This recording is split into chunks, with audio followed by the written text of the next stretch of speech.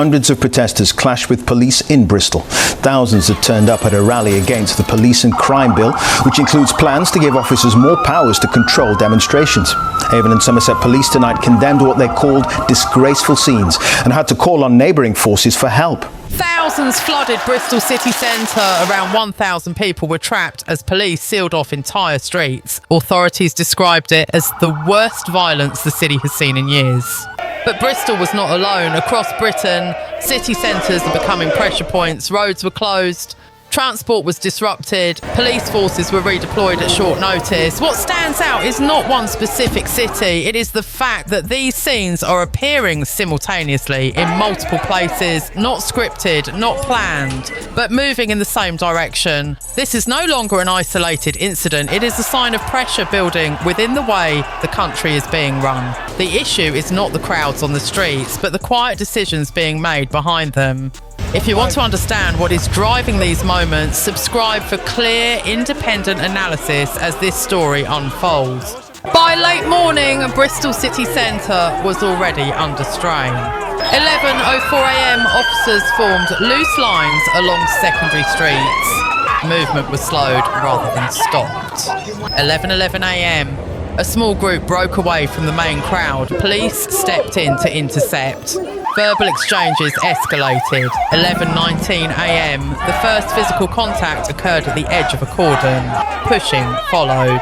2 individuals were detained and removed from the area. 11:30am, crowds reacted to the detentions. Chants intensified. Police reinforced the line and widened the buffer zone. 11:42am, public transport near the centre was paused. Pedestrian routes narrowed. Officers began selective stop and search operations. 11:54am, a brief surge tested the police line. Batons were raised but not yet used. Several arrests were made within minutes. 12:08pm, monitoring gave way to containment. Exits were redefined. Additional units arrived to support local officers. 12:21pm, scattered clashes appeared at multiple points. Property damage was reported. Detentions continued. 12:36pm, authorities confirmed a rising number of arrests. Medical teams treated minor injuries on site. By early afternoon, control gave way to crackdown. What unfolded on the streets sits within a much tighter policy environment. Since Labour took office, the Home Office has moved to reinforce controls around public protest. Permissions are narrower, conditions are imposed earlier, police intervention now happens sooner in the name of prevention. At the same time, the space for public speech has also tightened. Enforcement has become more proactive, boundaries less clear. For many citizens, the message feels unmistakable. Dissent is being managed more closely than before. These concerns are not limited to activists or protesters. They have reached the courts. In a recent ruling, the Court of Appeal warned that certain protest laws should not exist in their current form and urged the Labour government to reconsider them, citing the risk of undermining fundamental civil liberties. That intervention matters. That concern has now moved beyond Britain's borders. During a meeting at the White House, US Vice President JD Vance publicly challenged Prime Minister Keir Starmer over restrictions on free speech in the UK. He warned that decisions taken by the Labour government were not only affecting British citizens, but also directly impacting American technology companies and, more broadly, American citizens themselves. This was not a comment from a domestic activist, it was the Vice President of the United States, raising the issue openly on the international stage. When restrictions are pushed through quickly, challenged by senior judges and questioned publicly by strategic allies, public frustration stops being theoretical. It becomes immediate and it becomes impossible to ignore. This is the point at which Westminster's decisions stop being abstract. From Whitehall, policy is presented as necessary adjustment, but on the ground it operates as a blunt instrument. Under Keir Starmer's government, changes to tax and regulation have been pushed through at the speed, while patience for the disruption they cause outside Westminster has been thin. Nowhere is this clearer than in rural areas. Changes to inheritance tax, with liabilities reaching around 20%, may appear reasonable on Treasury spreadsheets. But for working farms, they mean forced land sales, broken succession, and the gradual dismantling of family-run agriculture This is not ideological resistance, this is about survival. A similar disconnect is emerging among workers. Pay restraint is justified as fiscal discipline.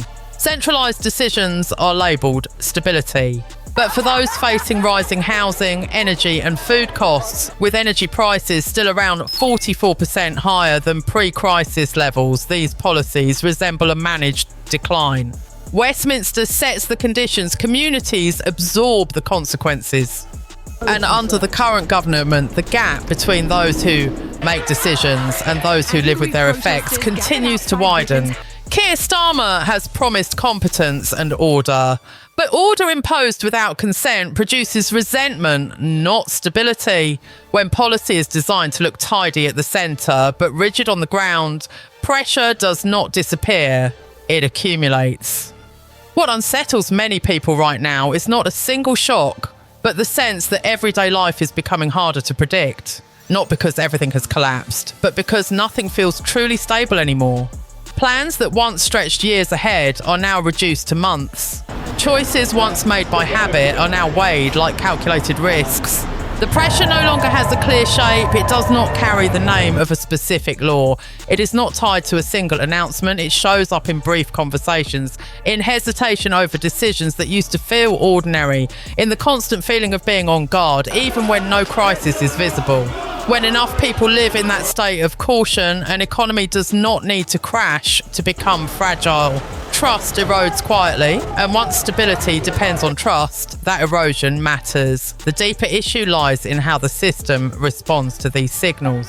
When warnings from daily life are dismissed as noise, when anxiety is reframed as negativity, when questions are treated as resistance, a system like that does not fail overnight, it keeps moving. But it grows increasingly rigid. The distance between decision-making centres and lived reality is not only physical, it is experiential. It is about pace. It is about tolerance. When that distance widens unchecked, the system loses its capacity to adjust. Not because information is missing, but because listening has weakened. And when correction comes too late, it usually arrives under far greater strain than the original problem required. People don't quit politics, they quit expecting help from the government. What comes next is not an explosion, but a quiet change in behaviour. People do not stop caring, they stop expecting answers. Participation becomes selective. Concerns are shared cautiously, often in private spaces rather than public ones. Over time, engagement turns transactional. Trust is offered conditionally. Silence becomes a form of self-protection. Communities adapt by lowering expectations, not because problems disappear, but because pushing back no longer feels worthwhile. This stage is easy to miss. There are no headlines, no dramatic moments, yet it is here that the deepest shift occurs. When citizens disengage emotionally before they disengage politically, the social fabric begins to thin.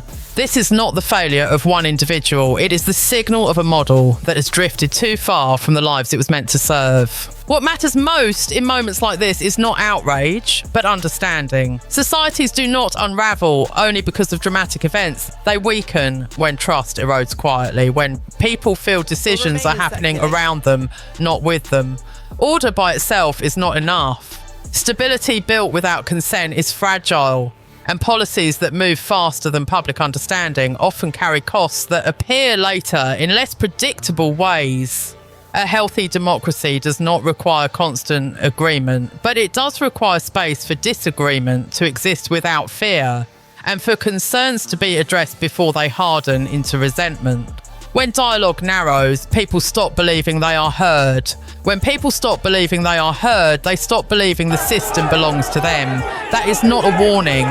It is a pattern history has shown repeatedly.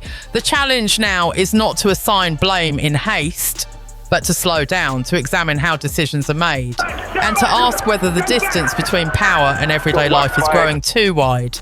If you value calm, independent analysis focused on long-term consequences rather than short-term outrage, you may consider subscribing to the channel, not to follow a line, not to be persuaded, but to stay informed, to keep perspective, and to think clearly before drawing your own conclusions.